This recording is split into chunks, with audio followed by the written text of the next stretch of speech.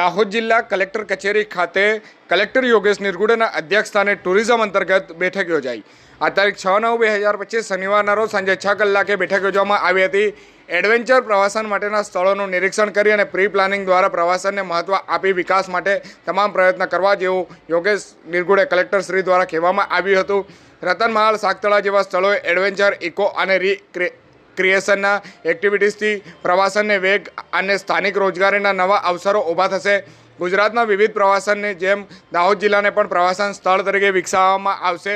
નાળદા ધોધ, રતનમહાલ, સાગતળા, ઉદલમવડા જેવા નેચરલ પ્લેસને પ્રવાસન સ્થળ માટે વિકસાવવામાં આવશે અને ભવિષ્યલક્ષી આયોજન માટે કલેક્ટર યોગેશ નિરગુડેના અધ્યક્ષસ્થાને આ બેઠકનું આયોજન કરવામાં આવ્યું હતું। ઉલ્લેખનીય છે કે દાહોદ જિલ્લા વહીવટીતંત્ર દ્વારા દાહોદને એક નવી ઓળખ આપવા માટે દાહોદને પ્રવાસન ક્ષેત્ર તરીકે વિકસાવવા માટે પ્રયત્નો હાથ ધરવામાં આવી રહ્યા છે અને વહીવટીતંત્રના આ મહત્ત્વના નિર્ણય થકી પ્રવાસન પ્રવૃત્તિઓને વેગ તેમજ સ્થાનિક રોજગારોને નવા અવસર માટે વોકલ ફોર લોકલનો ધ્યેય પણ સાર્થક બની રહેશે। જો કે કહી શકાય કે સ્થાનિક યુવાનોને ગાઈડ તરીકે તાલીમ આપી સ્થાનિક હોમ સ્ટે તેમજ ટુરિઝમનો ઉત્સાહ જળવાઈ રહે તે મુજબની વ્યવસ્થાનું આયોજન સહિતની કામગીરી કરવામાં આવશે।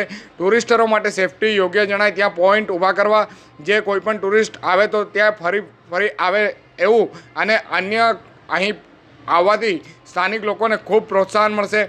તમામ સાઇટમાં સ્વચ્છતા જળવાઈ રહે, નેચર્સને કોઈપણ પ્રકારનું નુકસાન ન થાય, ટુરિસ્ટ રહેવા ખાવા પીવાની વ્યવસ્થા યોગ્ય હોય, ટુરિસ્ટની જરૂરત પૂર્ણ થાય એ પ્રાથમિક સુવિધાઓ અંગે સ્વચ્છતા રાખવી, દાહોદની ઓળખ અને દેશી ખાણું મળે વન ભોજન ગણાતા એવા દાળપાનિયાના સ્વાદને ગુજરાત સહિત બહારથી આવતા તમામ ટુરિસ્ટો માણશે અને તે મુજબની ખાણીપીણી રાખવા સહિત લોકોની અહીં જાય ત્યારે લોકો યાદ કરે ફરી એવા પ્રયાસો કરવામાં આવશે। આ બેઠક દરમિયાન જિલ્લા વિકાસ અધિકારી સ્મિત, નિવાસ અધિકારી કલેક્ટર JM રાવળ, પ્રાંત અધિકારી લીમખેડા, પ્રાંત અધિકારી દેવગઢ બારિયા, કંજેટા કેમ્પ સાઇટના અધિકારી, વન વિભાગના અધિકારીઓ સહિત સંબંધિત અન્ય અધિકારીઓ ઉપસ્થિત રહ્યા હતા।